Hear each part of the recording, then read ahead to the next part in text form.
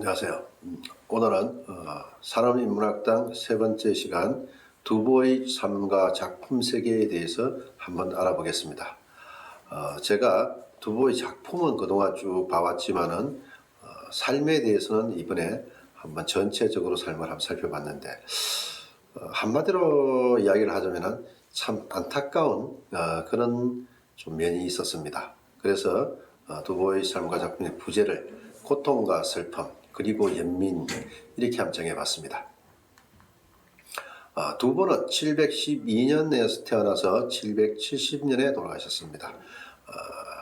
60세가 조금 안 되게 사셨습니다. 그래서 자는 잠이고 호는 소릉야로 하남성 공현에서 태어나셨고 200과 다르게 두보는 몰락한 세족이다. 즉 유가 집안이었다. 그래서 13대 조부 두예는 진나라의 명장이었고 할아버지 두시모는 당초 척전무 시기에 저명한 시인이었습니다.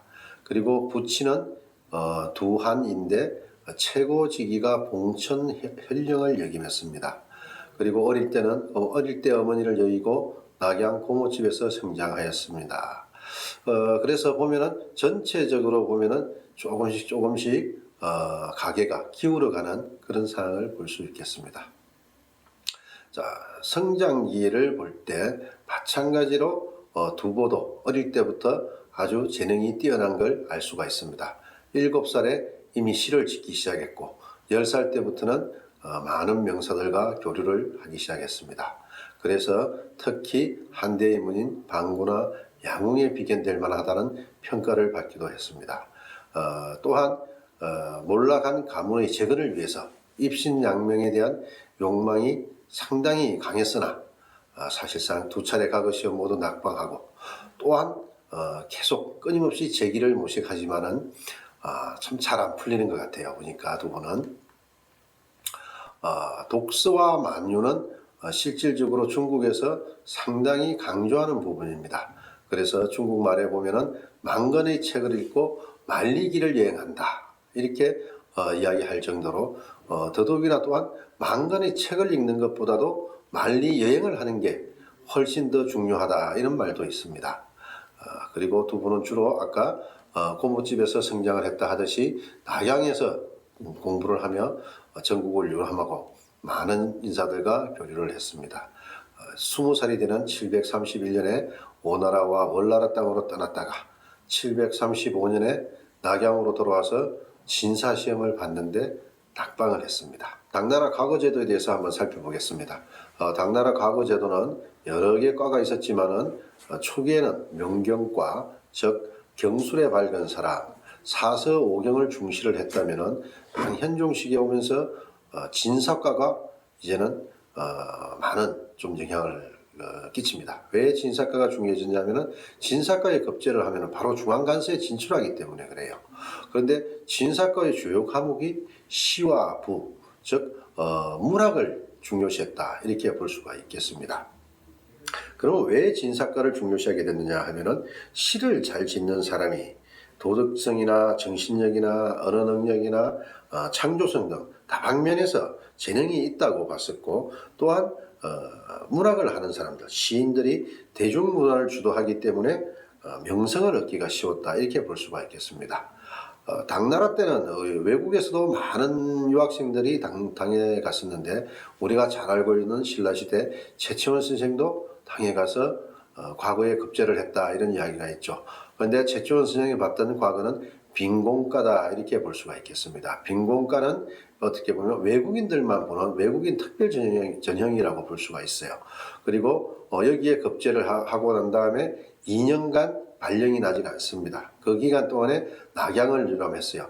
아마 두보나 이백의 어떤 그런 부분을 받지 배우러 가지 않았을까 이런 생각이 들고 그리고 난 다음에 난징 율수현의 현위가 임명돼서 3년 임기를 마치고 또 준비를 합니다. 바로 또 다음 가지 못했는데 그때 최치원 선생이 준비를 했던 과목이 갱사박학하다. 이거는 학문에 해박한 사람이다. 어떻게 보면 성진시험이라고 볼 수가 있겠습니다.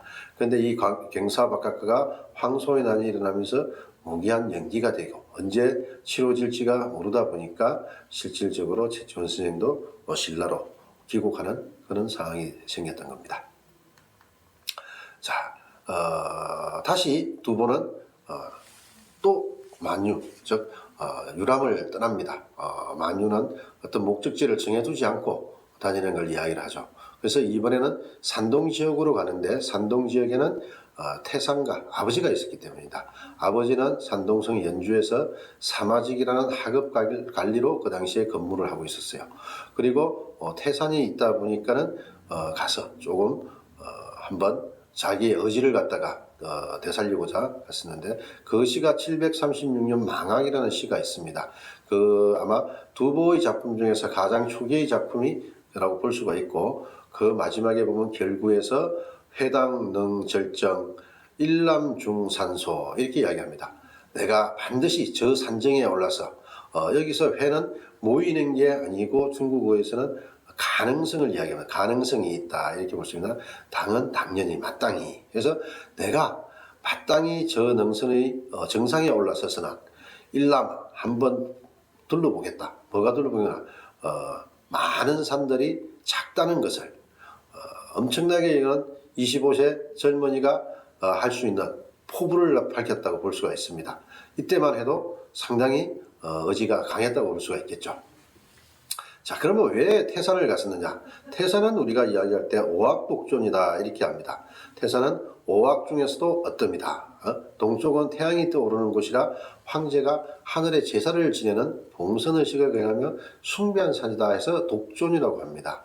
그래서 오악은 동서남북 중앙에 각각의 산의 상징적인 산을 하나씩 정했었는데 동쪽에는 태산, 서쪽에는 화산, 그리고 남쪽에는 형산, 북쪽에는 항산. 이 항산 같은 경우는 우리나라 요즘은 코로나 때문에 가지를 못하지만 예전에 중국 여행 가면 태항산이라고 이야기를 많이 들었을 겁니다. 이 항산이라고 볼 수가 있겠고 가운데 있는 숭산은 소림사가 있는 그 산이 숭산입니다. 그 중에서도 태산이 가장 어뜸이다 이렇게 이야기할 수 있겠습니다. 자, 741년에 낙양으로 다시 이제 만유를 끝내고 귀환을 합니다. 그러다 또 과거 공부를 하고 있는 와중에 742년에 이백을 만나서 떠나가죠. 또 유람을 떠났는데 그때 산동 쪽으로서 약 1년 정도 넘게 이백과 함께 유람을 하고 그리고 이백과 제남에서 성문산에서 헤어지죠. 헤어지고 난 다음 다시 이백은 다시 강동으로 가서 또 유람을 하고 두보는 장안으로 돌아와서 과거 시험에 응시를 했지만은 또 떨어집니다. 참 운도 없어요 보면은. 그런데 이때는 당 현종 밑에 있던 재상 이인보라는 사람이 있었는데 이 이인보는 재주도 없고 아첨하고 이간질하고 이런 것만 잘하는 사람이었는데 이 사람이 현종에게 학자들 똑똑한 사람을 싫어했겠죠. 자기가 똑똑하지 못하다 보니까. 그래서 인재는 이미 다 선발해서 더 이상 뽑을 인재가 없다. 그래서 답안지도 안 보고 응시자 전원을 낙방시켰다고 합니다. 그러다 보니까 아무리 똑똑한 두보라도 방법이 없죠. 전원이 낙방이 되었으니까. 자, 이때 상황이 이미 당나라는 나라가 서서히 망해가고 있었어요. 조정은 무능하고 관리들은 부패하다 보니 백성들의 삶은 피폐되고 과거를 봐도 도저히 급제를 할 수도 없고 본인은 관직에 나오고 싶은 욕심은 강했지만은 안 되다 보니까 이제는 유력자들을 찾아다니면서 추천을 바라고 또 조정에다가 글을 올려서 간직을 얻고자 했습니다. 그렇게 하는 걸 간할시라고 하는데 간할시는 고위 관리에게 배설을 얻기 위해서 자기가 직접 쓰였던 시를 보여주는 것이죠. 그래서 추천을 받고자 하는 것입니다. 또 이 당시에 두보의 어떤 삶이 얼마나 비참했는지 나오는 글귀가 두보는 세도가나 부잣집을 아침 저녁으로 찾아다니면서 구걸을 했다. 이런 글귀를 보면은 그때의 삶이 얼마나 비참했는지 알 수가 있을 것 같습니다. 아마 이 시기에 그러다 보니까는 당연히 힘들고 하니까 200가에 함께 했던 시간을 그리워했었겠죠. 그래서 그 시에 보면 춘일억 200이다 해서 술 한잔 할 때가 언제였던가 다시 함께 자세히 문장을 이야기할 날을 그리워하는 그런 시를 또 남겼었고, 그리고 장안 도처에 힘들어하는 사람들을 보면서 양귀비 사치와 향락, 귀족들의 타락 이런 것들을 썼던 여인의, 또 어린 나이에 군대에 끌려가서 많이 넘도록 전쟁터에서 고통을 겪고 있는 병사들의 슬픔을 이야기한 병거행, 이런 시들을 이 시기에 지었습니다. 그러다가 조정에 계속 글을 올렸었는데 751년 3대 예부에 올렸던 글이 잘 봤는지 755년 44살에 무기출납을 하는 아주 하찮은 간직을 하나 받습니다. 200도 42살에 처음 간직을 얻었죠. 이 두 사람 다가 참 늦은 나이에 관직에 첫 진출을 합니다. 그런데 755년 44세에 그나마 받았던 관직도 755년 11월 달에 안록산에 난이 일어나면서 또 고통을 받게 되죠. 그때 안록산에 난이 일어나자 현종은 촉지방 사천으로 피난을 가면서 장안에서 서쪽으로 63km 떨어진 함양시 마회파에서 이제 밑에 있는 조정 신하들이 양국종과 양귀비를 처형을 해야 된다고 당현종에게 하죠. 그러다 보니까 당현종은 참 아까워서 양귀비를 감히 어떻게 하지를 못하니까 총명한 똑똑한 양귀비가 나서서 제가 죽는 게 당현종을 갖다가 살리는 도와주는 길이다 이렇게 여기고 스스로 배나무에 멱을 메고 자결을 했다, 이런 이야기가 있습니다. 그래서 지금 양귀비의 무덤은 함양시 마해파에 있는데 양귀비의 무덤이 이렇게 생겼습니다.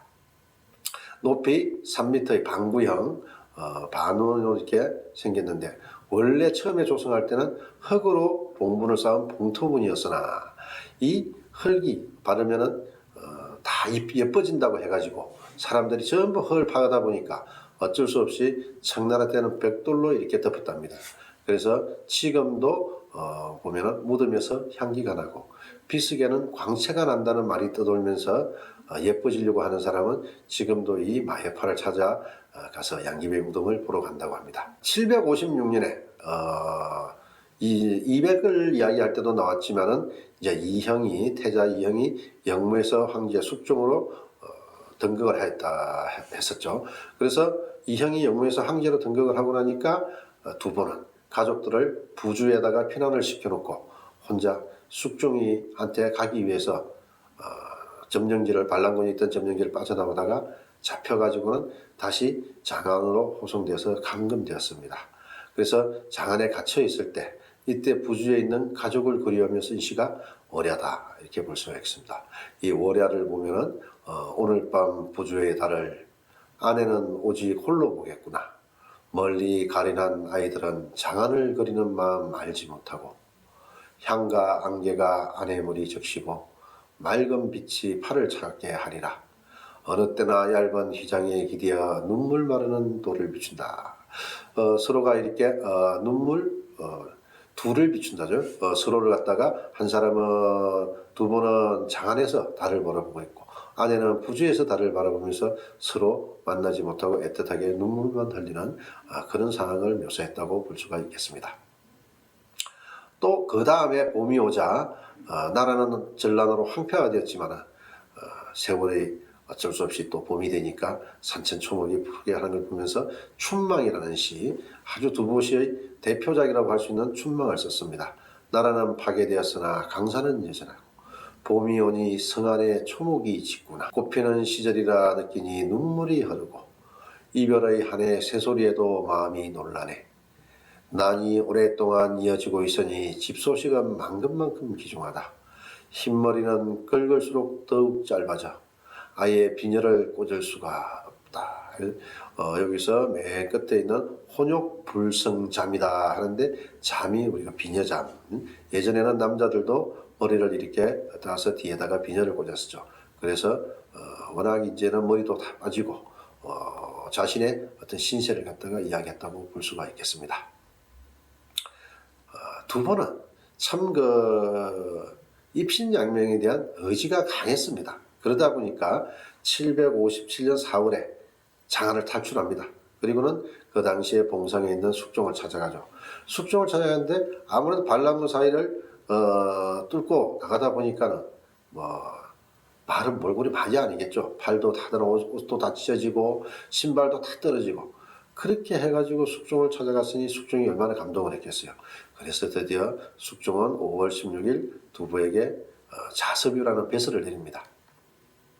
자섭유의 배설을 받았는데 두부는 제가 볼 때 좀 정치인은 아닌 것 같아요. 그리고 아무래도 시를 짓고 하다 보니까 자기 주장도 강하고 고지식감도 아마 있었을 것 같고, 또한 두부 같은 경우에는 시를 지을 때 200은 일필휘지라고 하죠. 술 한 마를 마시면 시가 100수 나온다 할 정도로 한번 붓을 잡으면은 그대로 시가 한 편을 만들어내지만은 이 두부는 자기 시에 대해서 글자 하나까지도 아주 세심하게 맨날 며칠 고생해가면서 그 적을 정도로 그런 성격이다 보니까는 조금은 정치하고는 안 맞았는지 자기를 잘 봐줬던 방관을 변명하는 상소를 올렸다가 숙종에 미움받아서 요즘 말로 하면은 대기발령을 받게 되죠. 가족들이 있는 부주로 가 있으라 이렇게 됐습니다. 그런데 잠시 8월 때 한 2달쯤 있다가 강군이 이제 장안을 수복하고 숙종도 장안으로 항공을 하고 난 다음에 두부도 다시 11월 달에 조정에 다시 들어갑니다. 그런데 758년 유군이 또 방관이 빈주자사로 자천이 되어요. 그러다 보니까는 두부도 화주의 사공참군으로 쫓겨갑니다. 화주는 섬서성 화산기슭에 있는 산촌으로 이곳에 가면서 백성들이 비참한 삶을 보고는 시를 쓰는데 그게 또 두부의 대표작이 되는 삼리와 삼별 이렇게 보고 있습니다. 그래서 두부의 시는 여러 가지 이러한 자기가 목격했던 주변의 어떤 역사 사회성을 시로서 쓰다 보니까 두부시를 시사다, 시의 역사서다 이렇게 또 표현을 합니다. 삼리와 삼별을 한번 보면은 삼리는 세 동네입니다. 신안, 동간, 석호 세 마을에 있는 아전들이 백성들에게 부리는 행패를 목격하고 그것을 고통받는 백성들을 불쌍히 여기는 마음으로 썼습니다. 시를. 그리고 삼별은 세 가지 이별이 되겠죠. 그래서 신혼부부가 헤어지는 신혼별, 늙은이도 군대에 징발해가는 수로별, 집을 잃고 길거리를 떠도는 무가별 이렇게 볼 수가 있겠습니다. 화주에서 도저히 이제는 벼슬도 맞지가 않는 것 같고 산촌에서 사는 것도 힘들고 그러다 보니까 이듬해인 759년에 벼슬을 버리고 진주를 거쳐서 겨울에 성도에 갔습니다. 그래서 760년 성도에 도착하고 나서 여러 사람들의 도움으로 성독 서쪽 완하기에 초가집을 짓고 잠시나마 평안한 시간을 가지게 됩니다. 완화초당 또는 두보초당이라고 이제 우리가 하는데 이 두보초당 한번 보시면은 사천 성도 외곽에 있는 두보의 초가집으로 두보는 이곳에서 758년부터 4년간 머물면서 240여 수의 시를 짓습니다. 다음 시를 한번 보면은 강촌이라는 시를 지었는데 이전의 시와는 사뭇 다른 아주 서정적인 그런 시를 쓰게 됐습니다. 맑은 강 한 줄기 마을 돌아 흐르고 긴 여름 강촌엔 일마다 여유롭다. 왔다 갔다 하는 건 들보위의 제비고 서로 친하고 가까운 건 물의 갈매기. 늙은 아내 종이 위에 바둑판 그리고 어린 아들 바늘 두드려 낚시 만든다. 병 많은 나에게는 오직 약뿐이니 미천한 몸 이외에 뭘 더 구하리요. 본인도 많이 지쳤지만은 그래도 아주 그림처럼 같은 이런 서정적인 시가 이제 성도에 도착하고 난 다음에 많이 안정되었다는 것을 알 수가 있겠습니다. 또 춘야희호 760년 봄에 쓴 작품, 이 춘야희호도 대단히 유명한 작품이죠. 좋은 비는 시절을 알아 봄이 되니 이내에 내리네. 바람 따라 몰래 밤에 들어와 소리 없이 촉촉이 만문을 적시네. 들길은 구름이 낮게 깔려 어둡고 강 위에 뜬 배만 불빛 비치네. 새벽에 붉게 젖은 곳을 보니 검관성의 꽃들이 활짝 피었네. 여기서 검관성은 사천성의 성도를 이야기하는 것입니다. 그래서 호지 시절이다. 아주 좋은 시절에 때맞춰서 비가 오니까 모든 것이 다 소생하는 그런 모습을 서정적으로 표현한 시다 이렇게 볼 수가 있겠고, 이 춘야희우 시를 가지고 했던 게 호시질이라는 영화가 있습니다. 우리나라 영화인데 정우성 남자 주인공은 정우성이고 여자 주인공은 중국인 고원원이라는 사람인데 이 가오윤이 거기서 극 중에서 이름이 5월입니다. 5월이다 보니까 실제 영어 이름으로는 메이라고 이렇게 씁니다. 그래서 박동화 중국 출정한데 그때 중국 미국 유학 생활 때 했던 첫사랑이 두보초당에서 가이드를 하고 있어요. 거기서 아마 학위 논문을 준비하면서 있었던 것 같아요. 그러다 보니까 다시 만났을 때 이런 이야기를 합니다. 이 사랑은 때를 알고 내리는 좋은 비처럼 시절을 알고 온 걸까? 처음보다 설레고 그때보다 더 행복하다. 이런 이야기를 하면서 두 사람의 이야기가 성도를 두보초당을 중심으로 이어집니다. 자, 두보초당에 가면은 여기는 이제 영화의 한 장면인데 이렇게 생겨 있습니다. 두보초당. 우리 많은 분들하고도 갔을 건데 그리고 여자 주인공 5월이 지금 이제 가이드를 하면서 손님들에게 하는 말 중에 복숭아 나무를 심어 자연과 가깝게 하려 했죠. 이 이야기 두보가 성도에 와서 두보초당을 짓고는 그 주변에다가 복숭아 나무를 많이 심었다고 합니다. 아마 그 이야기를 지금 설명을 하는 것 같아요. 그런데 성도에서도 그렇게 오래 가지를 못했습니다. 4년 정도 있다가 친구 700년 후견자였던 친구 업무가 죽자 두보는 또 이제 배를 타고 양장항을 따라서 내려갑니다. 그래서 운주에서 병이 심해져서 해를 넘기고 기주에 도착했다고 하는데 이 병은 폐병과 또는 당뇨 이런 병들이 아마 있었다고 합니다. 그래서 기주는 삼여보의 하나인 구당역 백제성이 있는 곳이다 이렇게 볼 수가 있겠습니다. 200편에서도 우리가 봤던 바로 그 백제성입니다. 백제성은 현재는 기주 고성이라고 하는데 기주에서 두보도 상당히 나름대로 그래도 어려움 속에서도 행복한 생활이었던 것 같아요.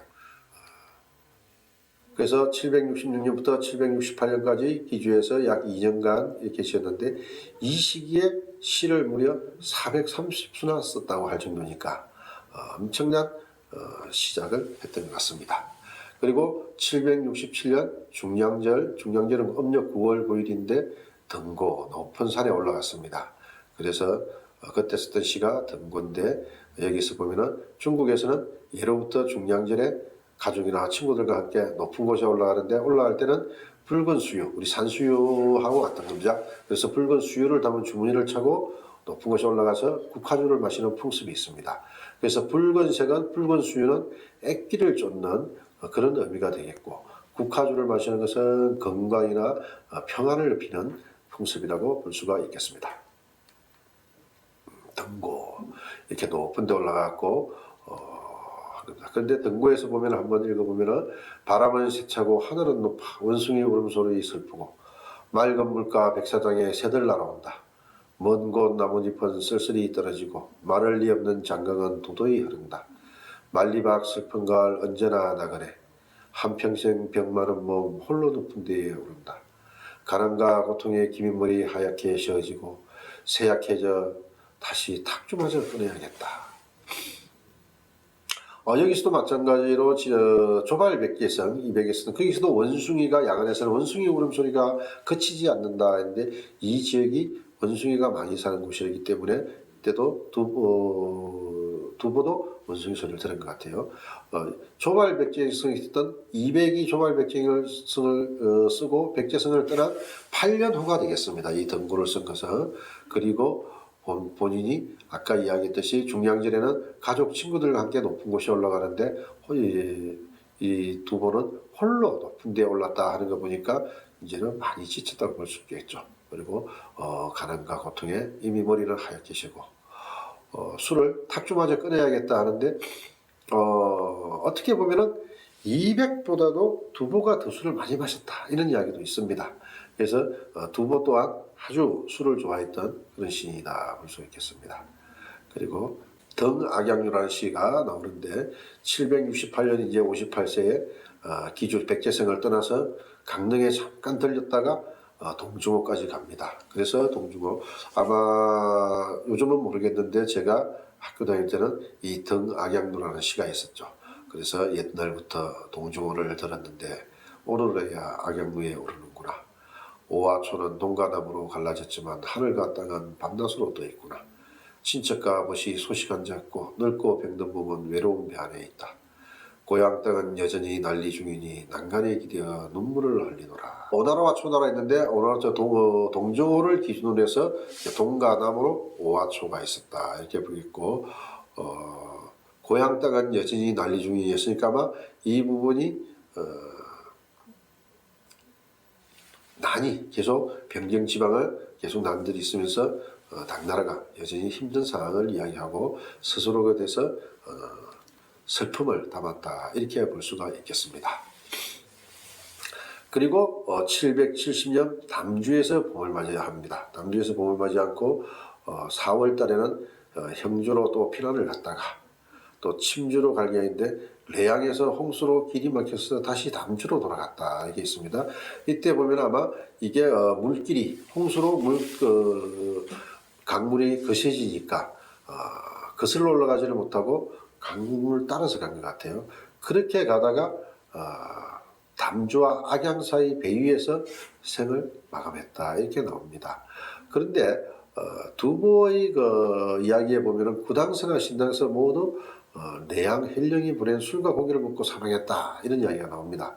그러다 보니까 또 중국에서도 마찬가지로 이 두보의 사망 원인에 대해서 많은 또 설들이 분분합니다. 폭식을 했다.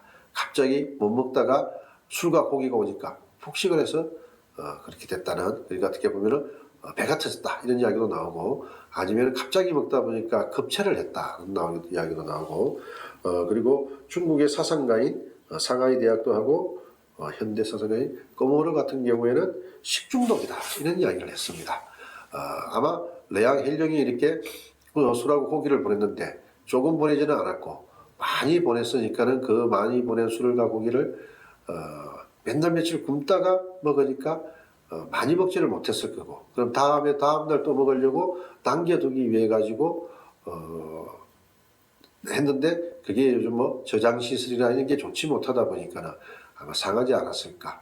그래서 식중독이라는 설이 있는데, 아무튼 조금 두보의 삶 속에서 마지막은 조금은 슬픈, 물론 두보의 삶 전체가 고통과 고난의 삶으로 점철되어 왔지만은 더더욱이나 죽음도 마찬가지로 어떻게 보면은 배 안에서 그렇게 죽었다 이렇게 객사를 했다 이렇게 볼 수가 있겠습니다.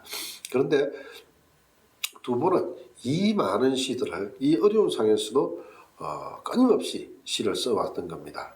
이게 전체적으로 봤을 때 두보의 시가 참 힘든 와중이었고, 또 한편으로는 두보의 인생을 이렇게 보면은 좋은 날보다는 힘들고 고통에 많이 빠졌던 그런 날들이 훨씬 많았다 이렇게 봐서 제가 두보의 어떤 삶을 한번 보면서 참 좀 안타깝다, 연민의 정도 느낀다 이렇게 보겠습니다. 그래서 다음 강부터는 이백가 두보의 작품은 대표적인 작품들을 가지고 거기에서 하나하나 또 한번 살펴보는 시간을 갖도록 하겠습니다. 감사합니다.